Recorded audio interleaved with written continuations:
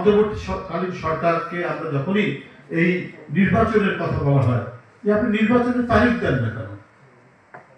সংস্কার তো কোনো স্ট্যাটিক বিষয় না। এটা আমরা একটা বড় কি বলে বট গাছ দেখেছি ঝিনাইদহের কালীগঞ্জে একটি জায়গায়, প্রায় অনেক জায়গা মিলে বহু পুরনো 200-300 বছরের বট গাছ। তো ওইরকম বটবৃক্ষ তো নয় সংস্কার, যে দাঁড়িয়ে আছে তো আছেই, এটা হিলবেও না, এটা নড়বেও না, এটা চলবেও না। সংস্কার হচ্ছে ধারাবাহিক প্রক্রিয়া। আজকে আমি যে জিনিসটা সংস্কারের যে কথাটা বলছি, যেটা সংস্কার হলো, এই সংস্কারটা হয়তো আবার 50 বছর পর আবার সংস্কার করতে হতে পারে।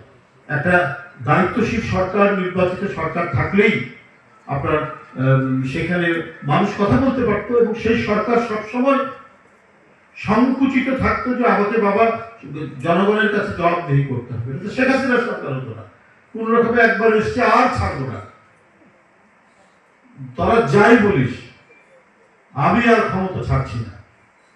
ওরা একটার পর একটা ন্যারেটিভ তৈরি করতো যে যারা আন্দোলন করি, যারা সংগ্রাম করি, তাদেরকে আমরা নাশকতা করছি, আমরা অন্তর্ঘাত করছি, আমরা নানা ধরনের টেরোরিজমের সাথে যুক্ত, বেগম খালেদা জিয়া জঙ্গিদের মদত দিচ্ছে, এই ধরনের ন্যারেটিভ তৈরি করে। আপনারা দেখছেন না এখন ওই যে দুই দেশের মধ্যে যুদ্ধ হচ্ছে, কিভাবে ন্যারেটিভ তৈরি করা হচ্ছে প্রতি মুহূর্তে, যা না তার চাইতে ভিন্ন রকমের একটা তৈরি করে জনগণকে, সে দেশের জনগণ বা আন্তর্জাতিক সম্প্রদায়কে বিভ্রান্ত করার জন্য নানা কথা বলা হচ্ছে। সেটা আবার সেই সমস্ত দেশেও এই বিষয়গুলো নিয়ে আপনার কথাবার্তা হচ্ছে। শেখ হাসিনার সময় এই ধরনের ন্যারেটিভ তৈরি করা হতো, কারণ তার যে জোর করে ক্ষমতায় থাকা, সে যা আজীবন ক্ষমতায় থাকতে চায়, সে যে গণতন্ত্র মানে না, বহুদলীয় গণতন্ত্রের চর্চা, কনস্টিটিউশন, এগুলো গণতান্ত্রিক প্রতিষ্ঠান, এগুলো তার কাছে কোনো কিছুই ধর্তব্যের বিষয় নয় বলেই সেই এই পদ্ধতি অবলম্বন করেছিল, অপপ্রচার দিয়ে, নাশকতার কথা বলে, জঙ্গির কথা বলে এই কাজগুলো করেছে। তো এখন যদি নানা ধরনের ন্যারেটিভ তৈরি করা হয়, তাহলে তো একই মানে শেখ হাসিনারই পুনরাবৃত্তি হবে।